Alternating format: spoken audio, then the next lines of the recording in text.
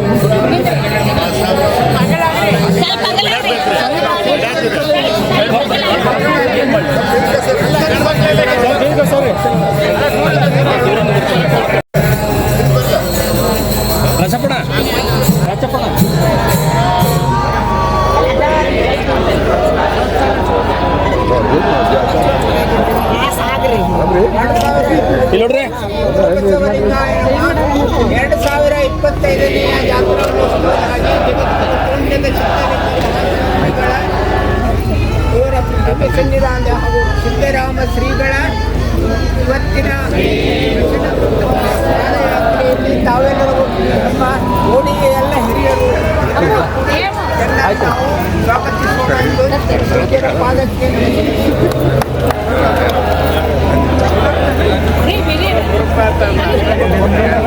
ವ್ಯಸನ ಮುಕ್ತ ಸಮಾಜದ ಪಾದಯಾತ್ರೆಗೆ ವ್ಯಸನ ಮುಕ್ತ ಸಮಾಜದ ಪಾದಯಾತ್ರೆಗೆ ವ್ಯಸನ ಮುಕ್ತ ಸಮಾಜದ ಪಾದಯಾತ್ರೆಗೆ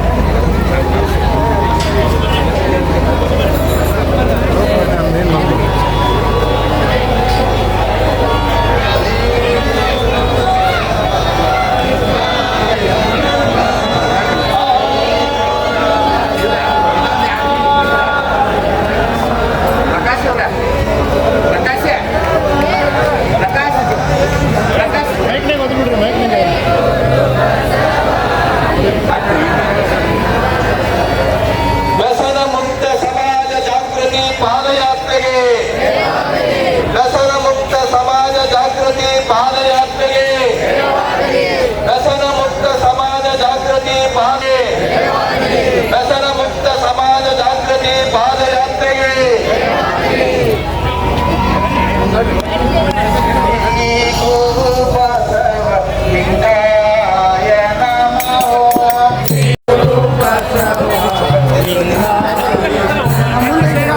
ಯಾರ ಮಂದಿ ಹೋಗಿ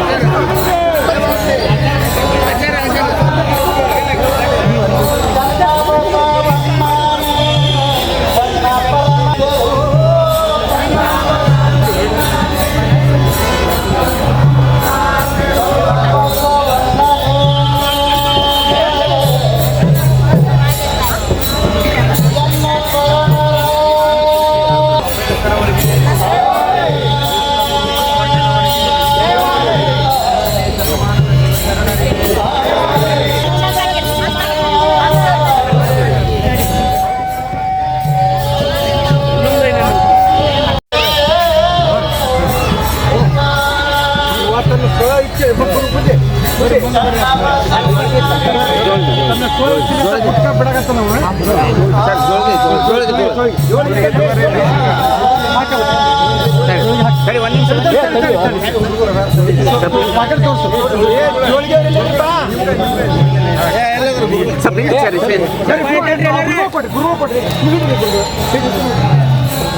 ಹಿಂದೆ ಸರಿ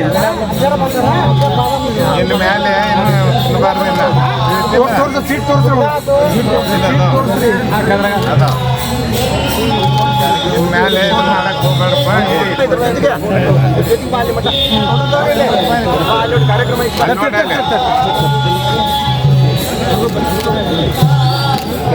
ಅಲ್ಲಿ ಕಾರ್ಯಕ್ರಮ ಅಲ್ಲಿ ಹೇಳ್ತೀನಿ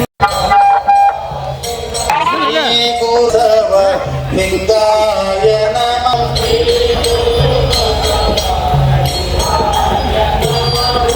ಶ್ರೀ ಗುರು ಬಸವ ಲಿಂಗಾಯ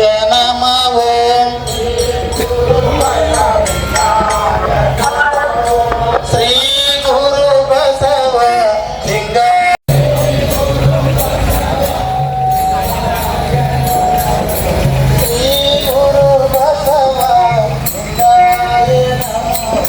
ಶ್ರೀ ಗುರು ಬಸವ ಶ್ರೀ ಗುರು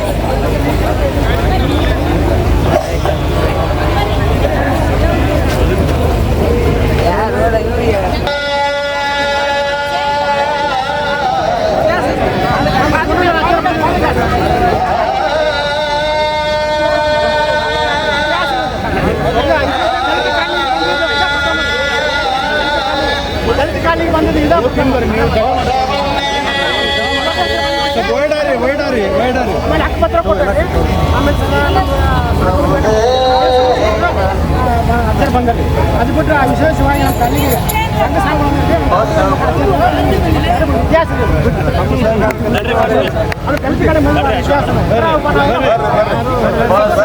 ಬಿಡ್ರಿ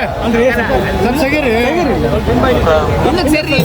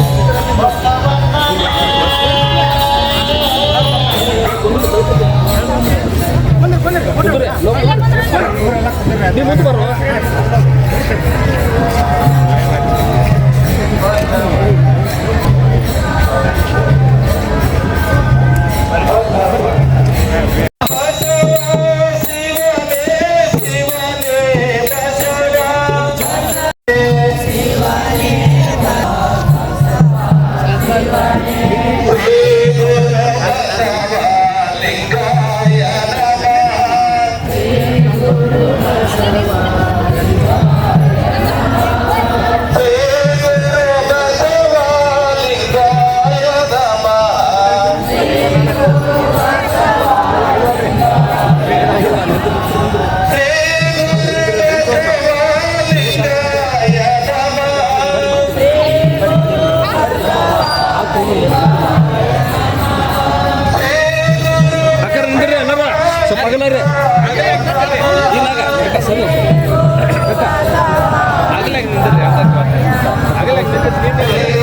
ಬಸವಲಿಂಗಾಯ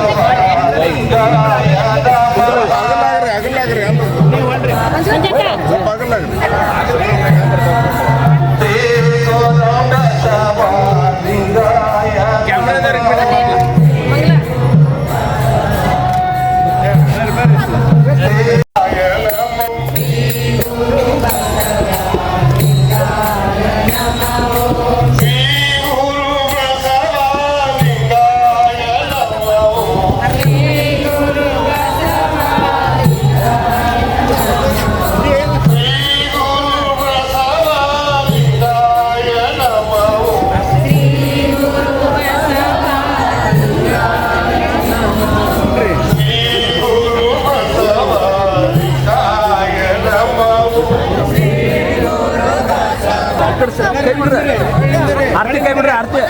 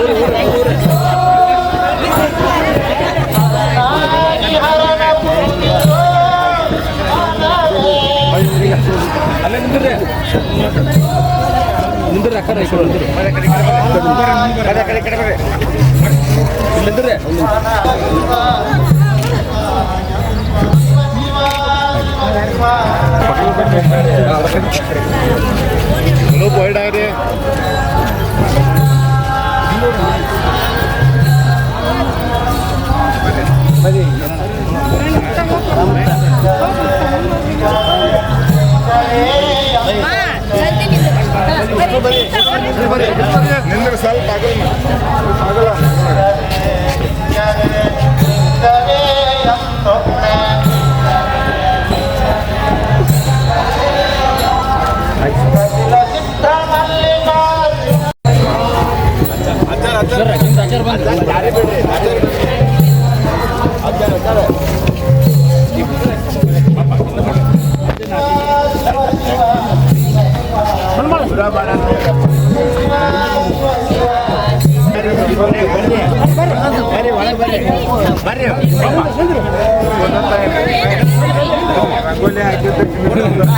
ಇಲ್ಲಿ ಬರ್ರಿ ಇಲ್ಲಿ ಏ ಅವ್ರ ಅವಾರ ಕರೀರಿ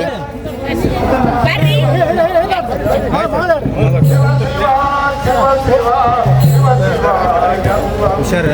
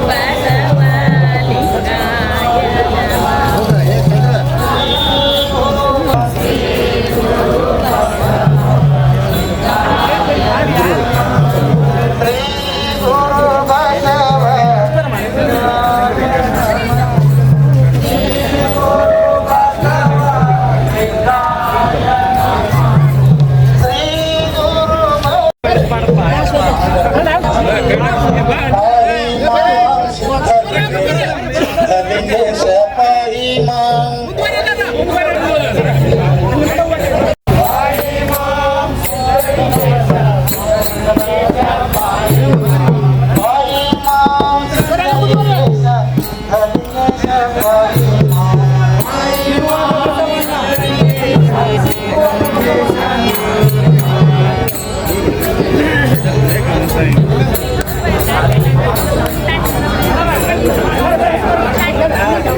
ವ್ಯಸನಮುಕ್ತ ಸಮಾಜ ಜಾಗೃತಿ ಪಾದಯಾತ್ರೆಗೆ ವ್ಯಸನಮುಕ್ತ ಸಮಾಜ ಜಾಗೃತಿ ಪಾದಯಾತ್ರೆಗೆ ವ್ಯಸನಮುಕ್ತ ಸಮಾಜ ಜಾಗೃತಿ ಪಾದಯಾತ್ರೆಗೆ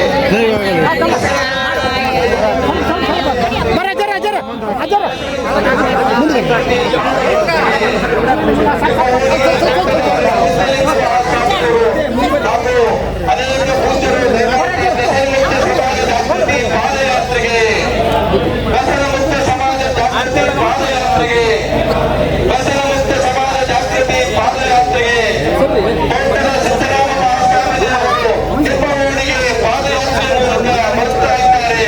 ವ್ಯಸನಮುಕ್ತ ಸಮಾಜ ಜಾಗೃತಿ ಪಾದಯಾತ್ರೆಗೆ ವ್ಯಸನಮುಕ್ತ ಸಮಾಜ ಜಾಗೃತಿ ಪಾದಯಾತ್ರೆಗೆ ಅಕ್ಕ ಇಲ್ಲಿ ನೋಡ್ರಿ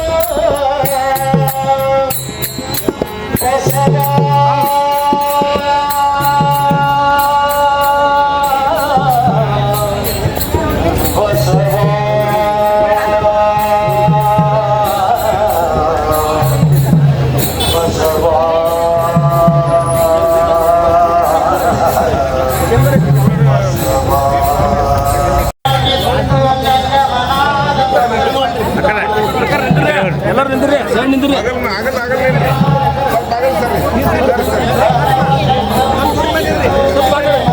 ಸರ್ ಮುಂದೆ ಸರ್ ಬರ್ರಿ ಫೋಟೋ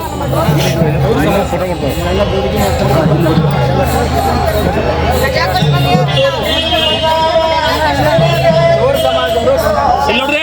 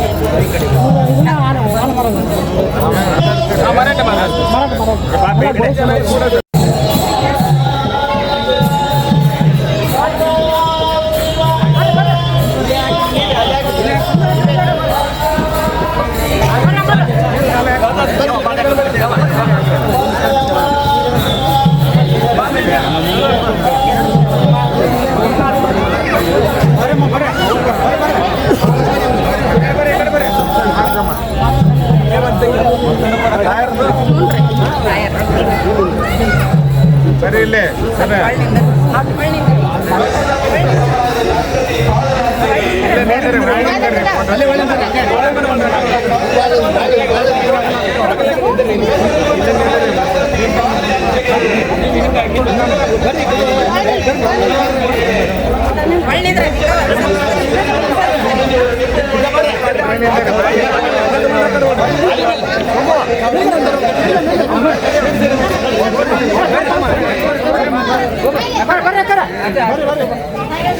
माधव चंगैया महाराज की, बसवेश्वर महाराज की, गौर कक्कैया महाराज की, हनुमत अप्पन महाराज की, भारत माता की, बसवण्ण का ಅಕ್ಕ ಮಹಾದೇವಿ ಕಿ ಸಿದ್ಧಲಿಂಗ ಮಹಾಸ್ವಾಮಿಗಳವರಿಗೆ ರಾಮೇಶ್ವರ ಮಹಾಸ್ವಾಮಿಗಳಿಗೆ ಶ್ರೀ ತೋಟಂದರ ಸಿದ್ಧಲಿಂಗ ಮಹಾಸ್ವಾಮಿಗಳವರಿಗೆ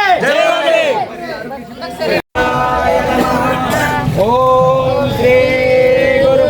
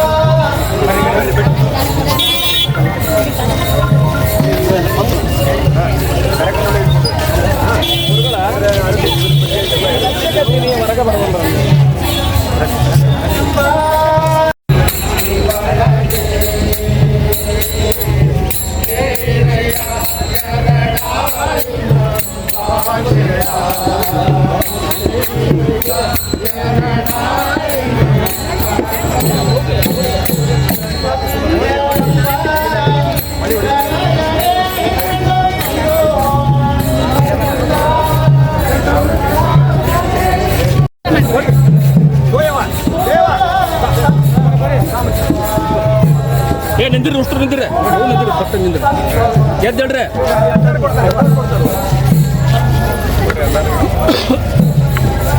ಸರಿ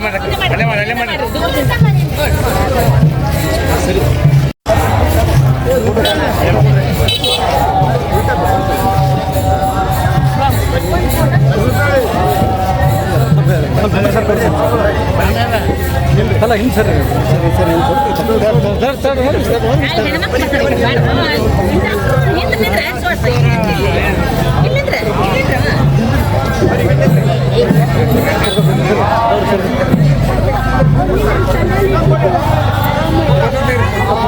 ಏ ಸರಿ ಅಪ್ಪ ನಿಂದ್ರಿ ಲೋ ನಿಂದ್ರಿ ನಿಂದ್ರಿ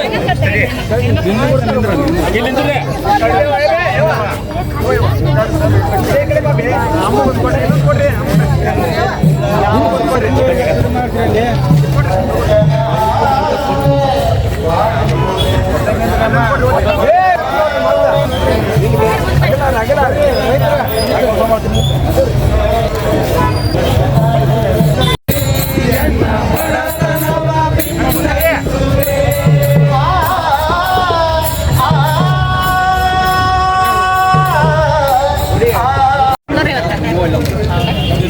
ತ್ರಿವಿಧ ದಾಸೋಹಿಗಳು ಪೂಜ್ಯ ಲಿಂಗೇಶ್ವರ ಡಾಕ್ಟರ್ ತೋಟದ ಸಿದ್ಧಲಿಂಗ ಮಹಾಸ್ವಾಮಿಗಳ ದಿವ್ಯ ಪ್ರಕಾಶದಲ್ಲಿ 2025ನೇ ಸಾಲಿನ ಗದುಗಿನ ನಮ್ಮೂರ ಜಾತ್ರೆ, ಅದು ಕನ್ನಡದ ಜಾತ್ರೆ, ತೋಟದ ಸಿದ್ಧಲಿಂಗ ಮಹಾಸ್ವಾಮಿಗಳ ಜಗದ್ಗುರು ತೋಟದಾರ್ಯ ಮಠದ ಜಾತ್ರೆಯ ಅಂಗ ಗದಗ ನಗರದಲ್ಲಿ ಈ ವರ್ಷದ ಜಾತ್ರಾ ಮಹೋತ್ಸವ ಸಮಿತಿಯ ಎಲ್ಲ ಪದಾಧಿಕಾರಿಗಳು ಸೇರಿಕೊಂಡು, ಭಕ್ತರು ಸೇರಿಕೊಂಡು ವಿಶೇಷ ಕಾರ್ಯಕ್ರಮವನ್ನು ಹಮ್ಮಿಕೊಂಡಿದ್ದಾರೆ. ಬಂಧುಗಳೇ, ಇವತ್ತು ವ್ಯಸನ ಮುಕ್ತ ಜಾಗೃತಿಗಾಗಿ ಒಂದು ಪಾದ ಹೆಜ್ಜೆಯನ್ನ, ಜಾಗೃತ ಹೆಜ್ಜೆಯನ್ನ ಎಂದು ಬೆಳಗ್ಗೆಯಿಂದ ಪ್ರಾರಂಭಿಸಿದ್ದಾರೆ. ಈ ಜಾಗೃತ ಹೆಜ್ಜೆಯಲ್ಲಿ ಭಾಗವಹಿಸಿದಂತ ಪೂಜ್ಯ ತೋಟದ ಸಿದ್ದರಾಮ ಮಹಾಸ್ವಾಮೀಜಿಯವರ ಪಾದಗಳಿಗೆ ನಮಸ್ಕರಿಸುತ್ತಾ, ಹಾಗೆ ಬೈರಹಟ್ಟಿಯ ಶಾಂತಲಿಂಗ ಮಹಾಸ್ವಾಮಿಗಳ ಪಾದಗಳಿಗೆ ನಮಸ್ಕರಿಸುತ್ತಾ, ಹಾಗೆ ಪೂಜ್ಯ ಶಿವನ್ಸಿ ಮಹಾಸ್ವಾಮೀಜಿಯವರ ಪಾದಗಳಿಗೆ ನಮಸ್ಕರಿಸುತ್ತಾ, ಹಾಗೆ ಬೈರಹಟ್ಟಿ ಮಹಾಸ್ವಾಮೀಜಿಗಳು ಹಾಗೆ ಒಕ್ಕೇರಿ ಮಠದ ಶ್ರೀಮಠ ಸ್ವಾಮಿಗಳಿಗೆ ಪಾದಗಳಿಗೆ ನಮಸ್ಕರಿಸುತ್ತಾ, ಎಲ್ಲ ಪರಮ ಪೂಜ್ಯರನ್ನ ಈ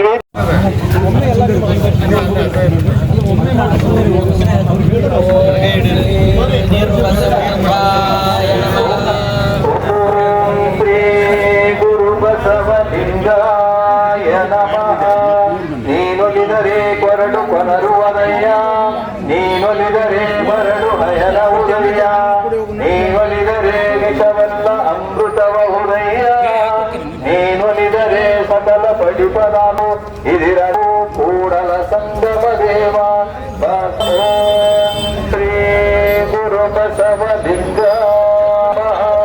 ಪ್ರಣವಾರೂಢನು ಪ್ರಣವ ಸ್ವರೂಪನು ಪ್ರಣವ ಪ್ರಕೃತಿ ಸೌಖ್ಯನು ಪ್ರಣವ ಷಡಂಗ ಸಮರಸ ಕೂಡಲ ಸಂಗಮ ದೇವರು ಬಸವ ಓಂ ಶ್ರೀ ಗುರು ಬಸವಲಿಂಗ ನೋಡಿದಡ ತತ್ತ ನೀನೇ ದೇವ ಸಕಲ ವಿಸ್ತಾರದ ರೂಹು ನೀನೇ ದೇವ ವಿಶ್ವತು ಚಕ್ಷು ನೀನೇ ದೇವ ವಿಶ್ವತು ಭಾವ ನೀನೇ ದೇವ ವಿಶ್ವತು ಭಾವ ನೀನೇ ದೇವ ಕೂಡಲ ಸಂಗಮ ದೇವ ಬಸವ ಓಂ ಶ್ರೀ ಗುರು ಬಸವಲಿಂಗಾಯ ನಮಃ ನೀನೊಲಿದರೆ ಬರಡು ಕೊನರುವುದಯ್ಯ ನೀನೊಲಿದರೆ ಬರಡು ಹಯನವುದಯ್ಯ ನೀನೊಲಿದರೆ ವಿಷವೆಲ್ಲ ಅಮೃತವುದಯ್ಯ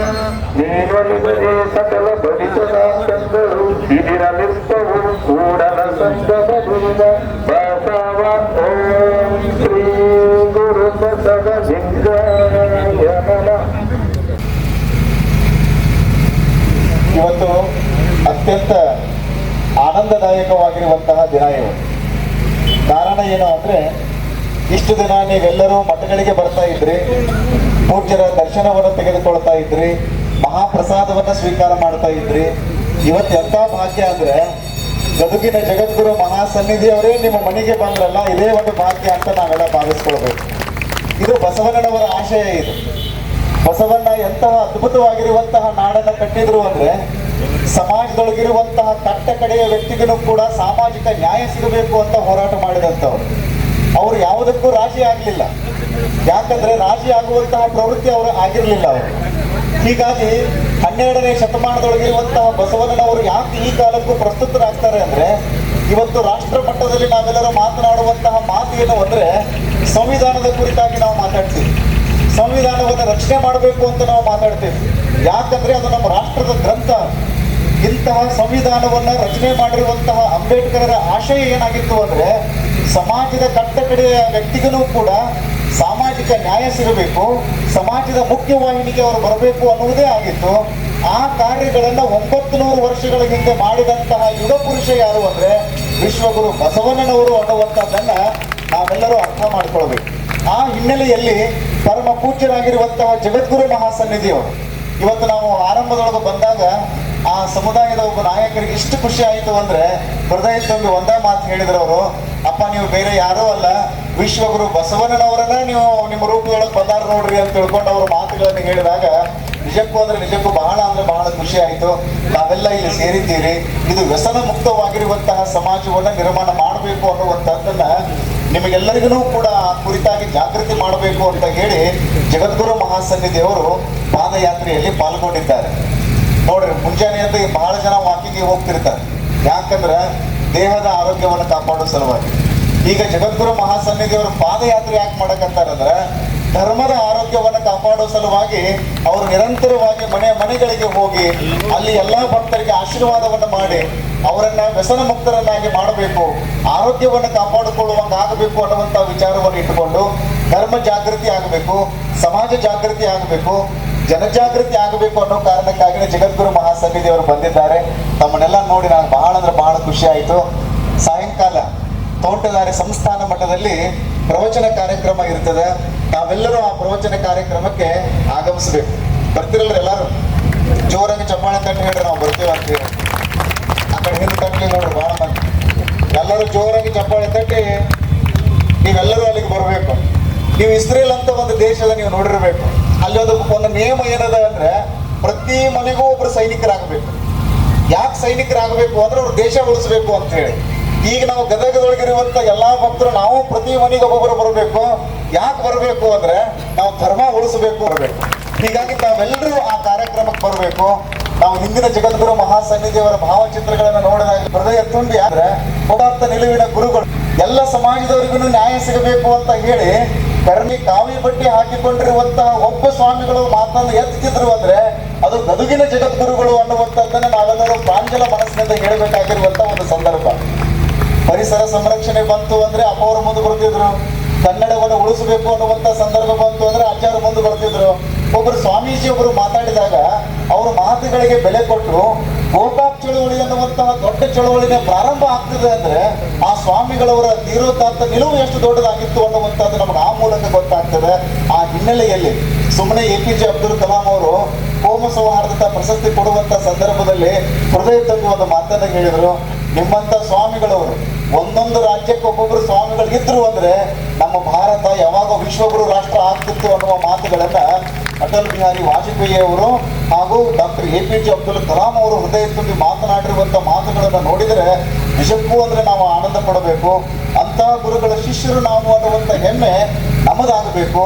ಆ ಹಿನ್ನೆಲೆಯಲ್ಲಿ ನಾವೆಲ್ಲರೂ ಸೇರಿ ಸರ್ವ ಜನಾಂಗದ ಶಾಂತಿಯ ತೋಟವಾಗಿ ಇವತ್ತು ಗದುಗಿನ ಜಗದ್ಗುರು ತೋಂಟದಾರ್ಯ ಸಂಸ್ಥಾನ ಮಠವು ಇವತ್ತು ಕಂಗೊಳಿಸ್ತಾ ಇರುವಂತದ್ದನ್ನು ನೋಡಿದ್ರೆ ನಿಜಕ್ಕೂ ಬಹಳ ಖುಷಿ ಅನಿಸ್ತದೆ. ತಾವೆಲ್ಲರೂ ಸಾಯಂಕಾಲ 7 ಗಂಟೆಗೆ ಅಲ್ಲಿ ತೋಂಟದಾರ್ಯ ಸಂಸ್ಥಾನ ಮಠದಲ್ಲಿ ಪ್ರವಚನ ಕಾರ್ಯಕ್ರಮ ಇರ್ತದೆ. ತಾವೆಲ್ಲರೂ ಅಲ್ಲಿಗೆ ಬರಬೇಕು, ಪ್ರವಚನವನ್ನು ಆಲಿಸಬೇಕು. ನಂತರದಲ್ಲಿ ಎಲ್ಲರಿಗೂ ಮಹಾಪ್ರಸಾದದ ವ್ಯವಸ್ಥೆಯನ್ನು ಮಾಡಲಾಗಿದೆ. ತಾವೆಲ್ಲರೂ ಆ ಕಾರ್ಯಕ್ರಮಕ್ಕೆ ಬರ್ರಿ ಅನ್ನುವಂಥ ಮಾತನ್ನು ಈ ಸಂದರ್ಭದಲ್ಲಿ ಹೇಳಿ ನಾನು 2 ಮಾತುಗಳನ್ನು ಜಗದ್ಗುರು ಮಹಾಸನ್ನಿಧಿಯವರ ದಿವ್ಯ ಸನ್ನಿಧಾನಕ್ಕೆ ಸಮರ್ಪಿಸ್ತೇನೆ. ಶರಣಾರ್ಥಿ. ಪ್ರತಿ ವರ್ಷ ನಮ್ಮ ಜಗದ್ಗುರು ತೋಂಟದಾರ್ಯ ಸಂಸ್ಥಾನ ಮಠದ ಜಾತ್ರಾ ಮಹೋತ್ಸವ ವಿಧಾಯಕವಾಗಿ ನಡೀತಾ ಇರೋದನ್ನು ತಾವೆಲ್ಲ ಗಮನಿಸಿದೆ. ಪ್ರತಿ ವರ್ಷ ಅನೇಕ ಕಾರ್ಯಕ್ರಮಗಳನ್ನು ಜಾತ್ರಾ ಮಹೋತ್ಸವದ ಅಂಗವಾಗಿ ಈ ಸಮಿತಿಯವರು ಹಮ್ಮಿಕೊಳ್ತಾರೆ. ಅದರಲ್ಲಿ ರಕ್ತದಾನ ಶಿಬಿರ, ನೇತ್ರದಾನ ಶಿಬಿರ, ಉಚಿತ ಆರೋಗ್ಯ ತಪಾಸಣಾ ಶಿಬಿರ, ಆನಂತರ ಕೃಷಿ ತೋಟಗಾರಿಕೆಗೆ ಸಂಬಂಧಪಟ್ಟಿರುವಂತಹ ಪಶು ಸಂಗೋಪನೆಗೆ ಸಂಬಂಧಪಟ್ಟಿರುವಂತಹ ವಿವಿಧ ಗೋಷ್ಠಿಗಳನ್ನು ನಡೆಸುವುದರ ಮೂಲಕ ಇವತ್ತು ಜಾತ್ರಾ ಮಹೋತ್ಸವವನ್ನು ಅತ್ಯಂತ ಅರ್ಥಪೂರ್ಣವಾಗಿ ಆಚರಿಸ್ತಾ ಬಂದಿದೆ. ಈ ವರ್ಷ ಅದಕ್ಕೊಂದು ಹೊಸ ಸೇರ್ಪಡೆಯನ್ನು ಅಷ್ಟೇ ವಿವಿಧ ಬಡಾವಣೆಗಳಲ್ಲಿ ಸದ್ಭಾವನಾ ಪಾದಯಾತ್ರೆಯನ್ನು ನಡೆಸ್ತಾ ಇರೋದು. ಜೊತೆಗೆ ವ್ಯಸನ ಮುಕ್ತ ಸಮಾಜವನ್ನು ನಿರ್ಮಾಣ ಮಾಡುವುದಕ್ಕಾಗಿ ಸಮಾಜದ ಜನರಲ್ಲಿ ಜಾಗೃತಿಯನ್ನು ಮೂಡಿಸೋದಕ್ಕಾಗಿ ಒಂದು ವಿಶೇಷವಾಗಿರುವಂತಹ ಪಾದಯಾತ್ರೆಯನ್ನು ಇಲ್ಲಿ ಹಮ್ಮಿಕೊಂಡಿರುವುದನ್ನು ತಾವೆಲ್ಲ ಗಮನಿಸಿದೆ. ಇವತ್ತು ನಮ್ಮ ಯುವಕರು ಇಂಥ ವ್ಯಸನಗಳಿಗೆ ಬಲಿಯಾಗಿ ನಮ್ಮ ಅಮೂಲ್ಯವಾಗಿರುವಂತಹ ಬದುಕನ್ನೇ ಹಾಳು ಮಾಡಿಕೊಳ್ತಾ ಇರೋದನ್ನು ನಾವೆಲ್ಲರೂ ಗಮನಿಸಿದ್ದೇವೆ. ಈ ಒಂದು ಹಿನ್ನೆಲೆಯಲ್ಲಿ ಬಸವಾದಿ ಶಿವಶರಣರು ಕಲ್ಪಿಸಿಕೊಂಡಿರುವಂತಹ ವ್ಯಸನ ಮುಕ್ತವಾಗಿರುವಂಥ ಒಂದು ಸಮಾಜ ನಿರ್ಮಾಣಗೊಳ್ಳಬೇಕು ಅನ್ನುವಂಥ ಒಂದು ಆಸೆ ಏನಿದೆ, ಆ ಆಸೆಯ ಹಿನ್ನೆಲೆಯಲ್ಲಿ ಇವತ್ತು ಜನರು ನಮ್ಮಲ್ಲಿರುವಂತಹ ದುರ್ವ್ಯಸನಗಳನ್ನು ಬಿಟ್ಟು ಸದ್ಗುಣಿಗಳಾಗಿ ಸದಾಚಾರಗಳಾಗಿ ತಮ್ಮ ಬದುಕನ್ನು ಸಾಗಿಸಬೇಕನ್ನುವಂಥದ್ದೇ ಈ ಒಂದು ಪಾದಯಾತ್ರೆಯ ಮೂಲ ಉದ್ದೇಶ ಅನ್ನೋದನ್ನು ನಾವೆಲ್ಲ ಗಮನಿಸಬೇಕು. ಇವತ್ತು ಸಮಾಜದಲ್ಲಿ ನಮ್ಮ ಯುವಕರು ಮದ್ಯಪಾನ ಮಾಡೋದು, ಧೂಮಪಾನ ಮಾಡೋದು, ಗುಂಡಗ ತಿನ್ನೋದು, ಅದರ ಜೊತೆಗೆ ಇನ್ನೂ ಅನೇಕ ದುರ್ವ್ಯಸನಗಳಿಗೆ ಬಲಿಯಾಗಿ ನಮ್ಮ ಬದುಕನ್ನು ಹಾಳು ಮಾಡಿಕೊಳ್ಳುತ್ತಿರುವಂಥ ಸಂದರ್ಭದಲ್ಲಿ ಆ ವ್ಯಸನಗಳಿಂದ ಆಗುವಂಥ ಒಂದು ಕೆಡಕನ್ನು ಅವರಿಗೆ ತಿಳಿಸೋದ್ರ ಮೂಲಕ ಅವರನ್ನು ವ್ಯಸನ ಮುಕ್ತರನ್ನಾಗಿ ಮಾಡಬೇಕಾಗಿರುವಂಥದ್ದು ಬಹಳಷ್ಟು ಅವಶ್ಯ. ಈ ಒಂದು ಹಿನ್ನೆಲೆಯಲ್ಲಿ ಇವತ್ತು ಪಾದಯಾತ್ರೆಯಲ್ಲಿ ಕೆಲವು ಜನ ನಾವು ಇಷ್ಟು ದಿನ ಗುಂಡಗ ತಿಂತಿದ್ದೀವಿ, ಇದ್ರ ಮೇಲೆ ಗುಂಡಗ ತಿನ್ನೋದು ಬಿಡ್ತೀವಿ ಅಂತ ಹೇಳಿ ತಮ್ಮ ಗುಂಡಗ ಚೀಟುಗಳನ್ನೇ ನಮ್ಮ ಜೋಳಿಗೆಯಲ್ಲಿ ಹಾಕಿರೋದನ್ನು ನಾವು ನೋಡಿದ್ದೀವಿ. ಅವರಿಗೆ ಮತ್ತೆ ನಾವು ಕಟ್ಟಪ್ಪನೆ ಮಾಡಿದ್ದೇವೆ. ಇನ್ಮೇಲೆ ಆ ಒಂದು ವ್ಯಸನಕ್ಕೆ ನೀವು ಬಲಿಯಾಗಬಾರದು ಅನ್ನುವಂಥ ಒಂದು ರೀತಿಯಲ್ಲಿ ಹೇಳಿದಾಗ ಬಹಳ ಸಂತೋಷದಿಂದ ಅವರನ್ನು ಒಪ್ಪಿಕೊಂಡಿರುವಂಥ ಈ ಒಂದು ಹಿನ್ನೆಲೆಯಲ್ಲಿ ವ್ಯಸನಗಳಿಂದ ನಮ್ಮ ಸಮಾಜವನ್ನು ಇವತ್ತು ಮುಕ್ತಗೊಳಿಸಬೇಕಾಗಿದೆ. ಅದರ ಜೊತೆಗೆ ಈ ಜಾತೀಯತೆ ಅನ್ನೋದನ್ನು ಕೂಡ ಒಂದು ವ್ಯಸನ ಇದೆ. ಈ ವ್ಯಸನವನ್ನು ಕೂಡ ಸಮಾಜದಿಂದ ಮುಕ್ತಗೊಳ್ಳಬೇಕು. ಸಮಾಜದಲ್ಲಿರುವಂತಹ ಎಲ್ಲರೂ ಸಮಾನರು ಅನ್ನುವಂಥ ಒಂದು ಮನೋಭಾವ ಇವತ್ತು ಮೂಡಿ ಬರಬೇಕಾಗಿರುವಂಥದ್ದು ಬಹಳಷ್ಟು ಅವಶ್ಯ. 2000 ವರ್ಷಗಳ ಹಿಂದೆ ಬುದ್ಧ, 900 ವರ್ಷಗಳ ಹಿಂದೆ ಬಸವಣ್ಣ, 100 ವರ್ಷಗಳ ಹಿಂದೆ ಡಾಕ್ಟರ್ ಬಾಬಾ ಸಾಹೇಬ್ ಅಂಬೇಡ್ಕರ್ ಅವರು, ಬುದ್ಧ, ಬಸವ, ಅಂಬೇಡ್ಕರ್ ಅವರು ಯಾವ ಒಂದು ಸಾಮಾಜಿಕ ನ್ಯಾಯವನ್ನು ಸಮಾಜದಲ್ಲಿ ಪ್ರತಿಷ್ಠಾಪನೆ ಮಾಡೋದಕ್ಕೆ ಹೋರಾಟ ಮಾಡಿದರು, ಅಂತ ಒಂದು ಸಾಮಾಜಿಕ ನ್ಯಾಯಕ್ಕಾಗಿ ಇವತ್ತಿಗೂ ಕೂಡ ನಾವೆಲ್ಲರೂ ಹೋರಾಟ ಮಾಡಬೇಕಾದಂಥ ಅವಶ್ಯಕತೆ ಇದೆ ಅನ್ನೋದನ್ನು ಮರಿಬಾರ್ದು. ಈ ರೀತಿ ಹೋರಾಟ ಮಾಡಿದಾಗಲೇ ಈ ಜಾತೀಯತೆ ಅನ್ನುವಂಥ ಒಂದು ವ್ಯಸನದಿಂದ ನಾವು ಸಮಾಜ ಸಮಾಜವನ್ನ ಮುಕ್ತಗೊಳಿಸಲಿಕ್ಕೆ ಸಾಧ್ಯವಾಗ್ತದೆ. ಆ ಒಂದು ಹಿನ್ನೆಲೆಯಲ್ಲಿ ಬುದ್ಧ ಬಸವ ಅಂಬೇಡ್ಕರ್ ಅವರ ವಿಚಾರಧಾರೆಯನ್ನ ಜನಮನದಲ್ಲಿ ಬಿಂಬಿಸುವುದು ಕೂಡ ಈ ಒಂದು ಪಾದಯಾತ್ರೆಯ ಬಹುಮುಖ್ಯವಾಗಿರುವಂತಹ ಉದ್ದೇಶ ಅನ್ನೋದನ್ನ ಈ ಸಂದರ್ಭದಲ್ಲಿ ನಾವು ಮರೆಯಬಾರದು. ಈ ಒಂದು ಹಿನ್ನೆಲೆಯಲ್ಲಿ ಇವತ್ತು ನಮ್ಮ ಈ ಒಂದು ಸಂವಿಧಾನ ಶಿಲ್ಪಿ ಡಾಕ್ಟರ್ ಬಾಬಾ ಸಾಹೇಬ್ ಅಂಬೇಡ್ಕರ್ ಅವರು ನಮ್ಮ ಭಾರತೀಯ ಸಂವಿಧಾನದಲ್ಲಿ ಎಲ್ಲರಿಗೂ ಸಮಾನವಾಗಿರುವಂತಹ ಅವಕಾಶಗಳನ್ನು ಕಲ್ಪಿಸಿಕೊಟ್ಟಿದ್ದಾರೆ. ಆ ಒಂದು ಸಂವಿಧಾನವೇ ನಮ್ಮ ಧರ್ಮ ಗ್ರಂಥ ಅಂತ ತಿಳ್ಕೊಂಡು ನಾವೆಲ್ಲರೂ ಆ ಸಂವಿಧಾನದ ಆಶಯಗಳಂತೆ ನಮ್ಮ ಬದುಕನ್ನು ರೂಪಿಸಿಕೊಳ್ಬೇಕಾಗಿರುವಂಥದ್ದು ಬಹಳಷ್ಟು ಅವಶ್ಯ. ಈ ಒಂದು ಹಿನ್ನೆಲೆಯಿಂದ ಪುಣ್ಯ ಪುರುಷರನ್ನ ಇವತ್ತು ನೆನಪಿಸಿಕೊಂಡು ಒಂದು ವ್ಯಸನಮುಕ್ತವಾಗಿರುವಂತಹ ಸಮಾಜವನ್ನ ನಿರ್ಮಾಣ ಮಾಡಬೇಕಾಗಿರುವಂತಹದ್ದು. ನಮ್ಮ ಯುವಕರನ್ನ ಮದ್ಯಪಾನ, ಧೂಮಪಾನ, ಮುದುಕ ಅಥವಾ ಮಾದಕ ವಸ್ತುಗಳ ಸೇವನೆಯಂತೆ ಎಲ್ಲವುಗಳಿಂದಲೂ ಕೂಡ ಅವರನ್ನು ಮುಕ್ತಗೊಳಿಸಿ ಒಂದು ಸಂತೃಪ್ತ ಸಮಾಜವನ್ನ, ಒಂದು ತೃಪ್ತಿದಾಯಕವಾಗಿರುವಂತಹ ಜನರ ಒಂದು ಸಮಾಜವನ್ನ ಇವತ್ತು ನಾವೆಲ್ಲ ನಿರ್ಮಿಸಬೇಕಾಗಿರುವಂಥದ್ದು ಬಹಳಷ್ಟು ಅವಶ್ಯ. ಆ ಒಂದು ಹಿನ್ನೆಲೆಯಲ್ಲಿ ಇವತ್ತು ನಮ್ಮ ತೋಟಗಾರಿ ಮಠದಿಂದ ಈ ಒಂದು ದುರ್ಗಾದೇವಿ ಮಂದಿರದವರೆಗೆ ಇಲ್ಲಿ ಪಾದಯಾತ್ರೆ ನಡೆದಿದೆ. ಅನೇಕ ಬಡಾವಣೆಗಳಿದೆ. ಎಷ್ಟೋ ಜನ ನಮ್ಮ ಬಡಾವಣೆ ಬಹಳ ಖುಷಿ ಪಟ್ಟು ಈ ಬಡಾವಣೆಗೆ ನಮ್ಮ ಸ್ವಾಮಿಗಳೇ ಯಾರು ಬಂದಿರಲಿಲ್ಲ, ನೀವೆಲ್ಲರೂ ಬಂದ್ರಿ, ನಾವು ಬಹಳ ಸಂತೋಷ ಆಯಿತು ಅನ್ನುವಂಥ ಒಂದು ನಮ್ಮ ಸಂತಸವನ್ನ ಅವರು ಅಭಿವ್ಯಕ್ತಪಡಿಸಿ ಈ ಒಂದು ಹಿನ್ನೆಲೆಯಲ್ಲಿ ಇವತ್ತು ಈ ಒಂದು ಪಾದಯಾತ್ರೆಗೆ ಸಹಕರಿಸಿದಂಥ ಎಲ್ಲ ವ್ಯಕ್ತಿಗಳಿಗೂ ಕೂಡ ಎಲ್ಲ ಬಡಾವಣೆಗಳ ಹಿರಿಯರು, ಗಣ್ಯರು, ಅದರ ಜೊತೆಗೆ ನಮ್ಮ ಜಾತ್ರಾ ಮಹೋತ್ಸವ ಸಮಿತಿ ನಮ್ಮ ಡಾಕ್ಟರ್ ಗಣೇಶ್ ದೇಸಾಯಿ ಅವರು ಮೊದಲು ಮಾಡಿಕೊಂಡು ಎಲ್ಲ ಅವರ ಪದಾಧಿಕಾರಿಗಳು ಬಹಳ ಉತ್ಸಾಹದಿಂದ ಈ ಒಂದು ಪಾದಯಾತ್ರೆಯನ್ನ ಆಯೋಜನೆ ಮಾಡಿರುವಂತಹದ್ದು ನಿಜಕ್ಕೂ ಬಹಳ ಸಂತೋಷ, ಹೆಮ್ಮೆ ಆಗ್ತದೆ. ಬೆಳಿಗ್ಗೆ ಈ ಪಾದಯಾತ್ರೆ, ಸಾಯಂಕಾಲ ಪರಮ ಪೂಜ್ಯರಾಗಿರುವಂತಹ ಡಾಕ್ಟರ್ ಮಹಾತ್ಮ ಪ್ರಭು ಸ್ವಾಮಿಯವರಿಂದ ಪ್ರವಚನ ನಡೀತದೆ. ಶರಣರ ಒಂದು ಜೀವನ ದರ್ಶನ ಅನ್ನುವಂಥ ಒಂದು ವಿಷಯವನ್ನು ಕುರಿತು ಬಹಳ ಅರ್ಥಪೂರ್ಣವಾಗಿ ಅವರು ಪ್ರವಚನ ಮಾಡ್ತಾರೆ. ಅವರನ್ನ ಬಹಳ ವಿದ್ವಾಂಸರು, ಜನರಿಗೆ ಶರಣರ ತತ್ವಗಳನ್ನ, ಆದರ್ಶಗಳನ್ನ ತಿಳಿಸಿಕೊಡುವಂಥ ಒಂದು ಕಾರ್ಯದಲ್ಲಿ ನಿರತರಾಗಿರುವಂಥವರು. ಅವರ ಪ್ರವಚನವನ್ನ ನಾವೆಲ್ಲರೂ ತಪ್ಪದೆ ಕೇಳಬೇಕು. ಈಗಾಗಲೇ ನಾವೆಲ್ಲ ಬರ್ತೀವಿ ಅಂತ ಹೇಳಿ ನೀವೆಲ್ಲ ನಿಮ್ಮ ಆಶಯವನ್ನು ವ್ಯಕ್ತಪಡಿಸಿದ್ದೀರಿ. ನೀವೆಲ್ಲರೂ ಬಂದು ಆ ಪ್ರವಚನವನ್ನು ಕೂಡ ಕೇಳಬೇಕು. ನಮ್ಮ ಪೂಜ್ಯರಾಗಿರುವಂಥ ಶಾಂತನಿಕ ಮಹಾಸ್ವಾಮಿಗಳು, ಪೂಜ್ಯರಾಗಿರುವಂತಹ ಸದಾಶಿವ ಮಹಾಸ್ವಾಮಿಗಳು ಕೂಡ ಈ ಒಂದು ಪಾದಯಾತ್ರೆಯಲ್ಲಿ ಪಾಲ್ಗೊಳ್ಳೋದ್ರ ಮೂಲಕ ನಮ್ಮ ಜನರಿಗೆ ಎಲ್ಲ ರೀತಿಯ ಆಶೀರ್ವಾದವನ್ನು ಮಾಡಿದ್ದಾರೆ. ನಿಜಕ್ಕೂ ಬಹಳ ಸಂತೋಷ ಆಗ್ತದೆ. ಇಂಥ ಎಲ್ಲ ಮಹಾಸ್ವಾಮಿಗಳವರ ಆಶೀರ್ವಾದದಿಂದ ಈ ಒಂದು ವ್ಯಸನಮುಕ್ತವಾಗಿರುವಂತಹ ಸಮಾಜ ಇಲ್ಲಿ ನಿರ್ಮಾಣಗೊಳ್ಳಬೇಕು ಅನ್ನುವಂಥ ಒಂದು ಆಶಯವನ್ನು ಈ ಸಂದರ್ಭದಲ್ಲಿ ವ್ಯಕ್ತ ಮಾಡ್ತಾ ಈ ಒಂದು ಕಾರ್ಯಕ್ಕೆ ಭಾಗಿಯಾಗಿರುವಂತಹ ಎಲ್ಲ ವ್ಯಕ್ತಿಗಳನ್ನ ಮತ್ತೊಮ್ಮೆ ಮುಗಿದೊಮ್ಮೆ ಅಭಿನಂದಿಸಿ ಅವರಿಗೆ ಧನ್ಯವಾದಗಳನ್ನು ಹೇಳ್ತಾ ಅವರ ಒಂದು ಧನ್ಯವಾದಗಳನ್ನು ಹೇಳ್ತಾ ಅವರಿಗೆ ವಿಶೇಷವಾಗಿ ಈ ಸಂದರ್ಭದಲ್ಲಿ ಜಾತ್ರಾ ಮಹೋತ್ಸವ ಶುಭಾಶಯಗಳು ಹೇಳಬಯಸ್ತೇನೆ.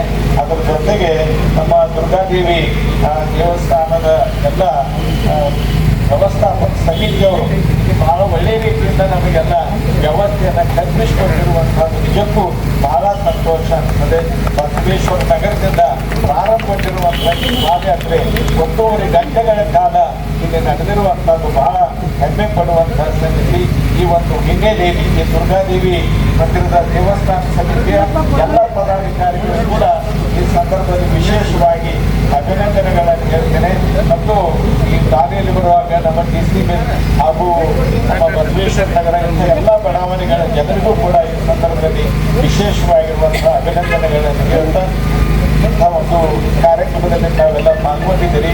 ನಾಳೆ ಮತ್ತೆ ಬೆಳಿಗ್ಗೆ 7 ಗಂಟೆಗೆ ಪಾದಯಾತ್ರೆ ಪ್ರಾರಂಭ ಆಗ್ತದೆ. ಅದರ ಒಂದು ರೂಟ್ ಈಗಾಗಲೇ ಹೇಳಿದ್ದಾರೆ ನಿಮಗೆ. ನೀವೆಲ್ಲ ಮತ್ತೆ ಹೆಚ್ಚಿನ ಸಂಖ್ಯೆಯಲ್ಲಿ ಎಲ್ಲರೂ ಆ ಒಂದು ಪಾದಯಾತ್ರೆಯಲ್ಲಿ ಪಾಲ್ಗೊಳ್ಬೇಕು. ಅದರಿಂದ ನಿಮ್ಮ ದೈಹಿಕ ಮತ್ತು ಮಾನಸಿಕ ಆರೋಗ್ಯವು ಕೂಡ ಸುಧಾರಿಸ್ತದೆ. ಅದರ ಜೊತೆಗೆ ನಾವೆಲ್ಲರೂ ಈ ಒಂದು ವ್ಯಸನಮುಕ್ತ ಸಮಾಜಕ್ಕಾಗಿ ಪ್ರಯತ್ನ ಮಾಡಿ ಬಸವಾದಿ ಶಿಕ್ಷಕರ ಒಂದು ಆಶಯಗಳನ್ನು ಈಡೇರಿಸೋದಕ್ಕೆ ಸಾಧ್ಯವಾಗ್ತದೆ ಅನ್ನುವಂಥ ಒಂದು ಮಾತನ್ನು ಹೇಳ್ತಾ ನಾಳಿನ ಪಾದಯಾತ್ರೆಯಲ್ಲಿ ನಾವೆಲ್ಲರೂ ಭಾಗವಹಿಸಬೇಕಂತ ಹೇಳಿ ನಮ್ಮಲ್ಲಿ ಮತ್ತೊಮ್ಮೆ ಕೇಳಿಕೊಂಡು ನನ್ನ ಮಾತು ವಿರಾಮ ಹೇಳ್ತೇನೆ. ಶರಣಂ ಶರಣಾರ್ಥಿ. ಓಂ ಶ್ರೀ ಗುರು ಬಸವಲಿಂಗ